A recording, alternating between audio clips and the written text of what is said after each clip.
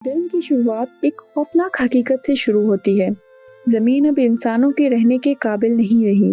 موسمی تباہی، ختم نہ ہونے والی ڈیزاسٹرز اور مسلسل بربادی نے انسانیت کو تباہی کے کنارے پر پہنچا دیا تھا، اور اسی وجہ سے امیر لوگ، طاقتور لوگ زمین چھوڑ کر ایک دور دراز سیارے پر منتقل ہو گئے تھے۔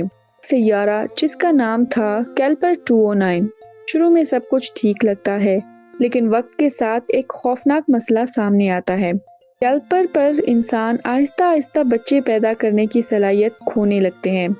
نہ نئی نسل، نہ مستقبل۔ اور تب ایک سوال سب کو ڈرانا شروع کرتا ہے، اگر زمین اب بھی رہنے کے قابل ہو تو؟ اسی سوال کے جواب کے لیے ایک مشن شروع کیا جاتا ہے، پروجیکٹ الیسس۔ اس کا مقصد تھا کہ زمین پر دوبارہ انسان بھیجنا۔ پہلا مشن روانہ ہوتا ہے، لیکن پھر خاموشی، نہ کوئی سگنل، نہ کوئی اپڈیٹ، کچھ بھی نہیں۔ اسی لیے ایک دوسرا اسپیس کرافٹ بھیجا جاتا ہے۔ جہاز انتہائی رفتار سے زمین کے ایٹماسفیئر کو چیرتا ہوا داخل ہوتا ہے اور پھر سیدھا ایک وسیع سمندر میں کریش کر جاتا ہے۔ اس جہاز کے اندر 3 ایسٹروناٹس موجود تھے۔ ان میں سے ایک تھی بلیک۔ وہ بمشکل زندہ باہر نکل پاتی ہے۔ وہ اپنے ایک ساتھی کو ریکیج سے کھینچتی ہے اور فوراً اس کے چہرے پر آکسیجن ماسک لگا دیتی ہے، لیکن اسی دوران وہ خود بے ہوش ہو جاتی ہے۔ جب بلیک کو ہوش آتا ہے، اس کی ٹیم کا ایک ممبر پہلے ہی مر چکا تھا، دوسرا ٹکر اب بھی زندہ تھا مگر بری طرح زخمی۔ اور یہی وہ لمحہ ہے کہ جہاں کچھ ان ایکسپیکٹڈ ہونا تھا۔ بلیک احتیاط سے ارد گرد کے ماحول کو سکین کرتی ہے، اور پھر اسے ایک ایسی چیز کا پتہ چلتا ہے جو سب کچھ بدل دیتی ہے۔ یہ جگہ محفوظ تھی۔ پہلی بار زمین ڈیتھ زون نہیں لگ رہی تھی۔ امید کے ساتھ بلیک مزید آگے بڑھتی ہے، زندگی کے آثار تلاش کرتے ہوئے، اور جلد ہی وہ کچھ ناقابل یقین دیکھتی ہے۔ واپس ٹکر اسے ایک ٹیسٹ رن کرنے کو کہتا ہے، صرف ایک سادہ سا ٹیسٹ، کنفرم کرنا چاہتی ہے کہ جو وہ دیکھ رہے ہیں وہ حقیقت ہے۔ بلیک ٹیسٹ شروع کرتی ہے، لیکن جیسے ہی وہ ریئلائزیشن اس کے ذہن میں بیٹھتی ہے، اچانک ماحول بدل جاتا ہے۔ گہری دھند ہر طرف پھیلنے لگتی ہے۔ کچھ ہی لمحوں میں ویزیبلٹی 0 ہو جاتی ہے۔ ٹکر فوراً اسے واپس آنے کو کہتا ہے، لیکن اب بلیک کچھ دیکھ ہی نہیں پا رہی تھی۔ وہ رستہ بھٹک چکی تھی۔ ٹکر ایک ٹیئر گن فائر کرتا ہے تاکہ وہ روشنی فالو کر سکے، اور پھر دھند کے اندر کچھ حرکت کرتا ہے۔ نامعلوم لوگ ٹکر پر حملہ کر دیتے ہیں۔ جب تک بلیک اس تک پہنچتی ہے، وہ جا چکا ہوتا ہے۔ اگلے ہی لمحے بلیک کو بھی پکڑ لیا جاتا ہے۔ جب بلیک دوبارہ ہوش میں آتی ہے، وہ قید میں ہوتی ہے۔ وہ ٹکر کے ساتھ بندھی ہوئی تھی۔ اب اس کی حالت پہلے سے زیادہ خراب تھی۔ پھر ایک حیران حقیقت سامنے آتی ہے، جن لوگوں نے انہیں پکڑا تھا وہ ایلینز نہیں، وہ انسان تھے۔ وہ لوگ جو کبھی کیپلر تک پہنچ ہی نہیں پائے تھے۔ بلیک ان سے بات کرنے کی کوشش کرتی ہے۔ وہ اپنی میڈیکل کٹ مانگتی ہے تاکہ ٹکر کا علاج کر سکے۔ گروپ اس بات پر راضی ہو جاتا ہے، لیکن ایک شرط پر، پہلے اسے ان کے زخمی آدمی کا علاج کرنا ہوگا۔ ان کے درمیان لینگویج بیریئر تھا۔ صرف ان کا لیڈر ناروک انگلش سمجھ سکتا تھا، اور فوراً ٹکر کے پاس واپس جاتی ہے۔ وہ اسے ایک انجیکشن دیتی ہے، کم از کم وقتی طور پر اسے سٹیبل کر دیتی ہے، اور اسی دوران وہ ایک بہت بڑی بات بتاتی ہے۔ اس نے بچوں کو دیکھا تھا، جس کا مطلب تھا زمین پر ریپروڈکشن دوبارہ ممکن ہو چکی تھی۔ لیکن ٹکر جانتا تھا کہ آگے کیا ہونے والا ہے۔ وہ بلیک کی طرف دیکھتا ہے اور ایک کڑوی بات کہتا ہے، اگر تم مجھے ساتھ لے گئی تو میں صرف تمہیں سلو ڈاؤن کروں گا۔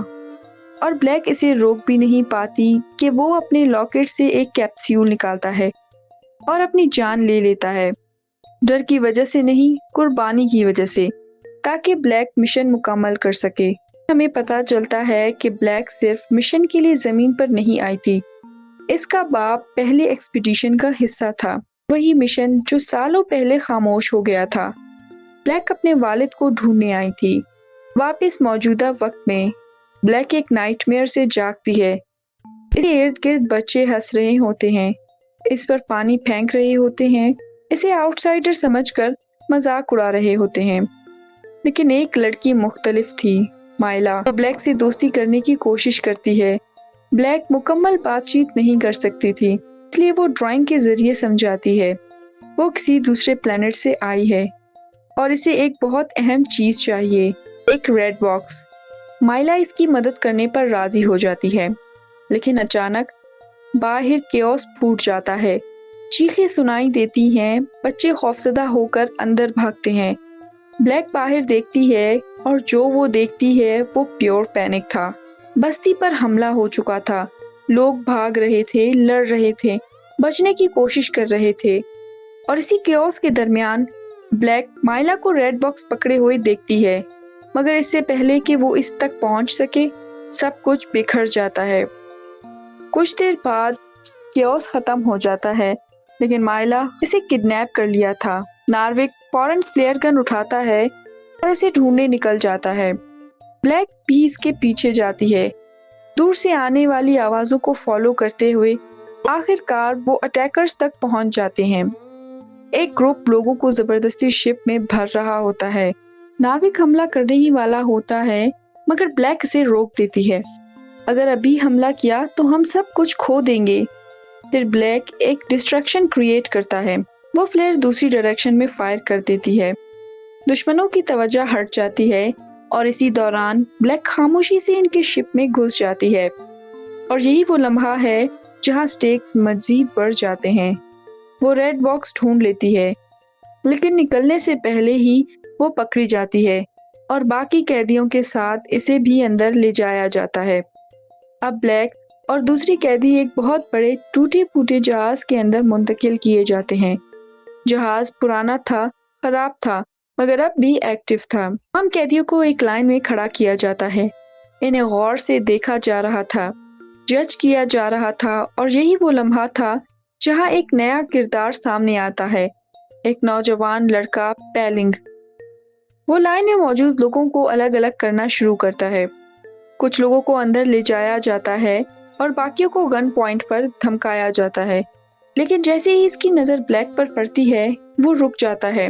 پھر وہ اس کے گلے میں موجود لاکٹ دیکھتا ہے اور فوراً اسے لائن سے باہر نکال لیتا ہے، میرے ساتھ آؤ۔ اور یہی وہ لمحہ ہے جہاں کہانی اچانک نیا رخ اختیار کرتی ہے۔ بلیک کو اس گروپ کے لیڈر کے پاس لے جایا جاتا ہے، گبسن۔ جیسے ہی گبسن اسے دیکھتا ہے وہ حیران رہ جاتا ہے، کیونکہ وہ جانتا تھا کہ بلیک کون ہے۔ پھر گبسن ایک حیران کرنے والی حقیقت بتاتا ہے، وہ پہلے مشن کا حصہ تھا، وہی مشن جس میں بلیک کا باپ شامل تھا، جس کا مطلب تھا وہ تمام سال زمین پر ہی موجود تھا۔ وہ بتاتا ہے کہ جب وہ پہلی بار زمین پر آئے تھے تب بلیک ابھی کیپلر پر ایک چھوٹی بچی تھی، اور زمین پر اس نے ایک لڑکی نیل کی پرورش کی، نیل جو انگلش سمجھ اور بول سکتا تھا۔ بلیک ابھی بھی یہ سب سمجھنے کی کوشش کر رہی تھی اور باقی کریو کے بارے میں پوچھتی ہے، اور جواب اسے اندر تک ہلا دیتا ہے۔ سب مر چکے تھے، اسپیس کرافٹ تباہ ہو چکا تھا، اور کیپلر سے رابطہ کرنے کا کوئی راستہ باقی نہیں تھا۔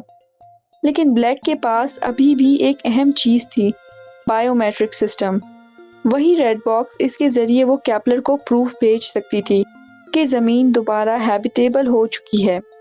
لیکن ایک مسئلہ تھا، صرف بائیو میٹرک سسٹم کافی نہیں تھا، سگنل ٹرانسمٹ کرنے کے لیے اسے اوریجنل الیسس ٹرانسمیشن سسٹم کی ضرورت تھی، اور گبسن کے مطابق وہ سسٹم مکمل طور پر ڈسٹرائے ہو چکا ہے۔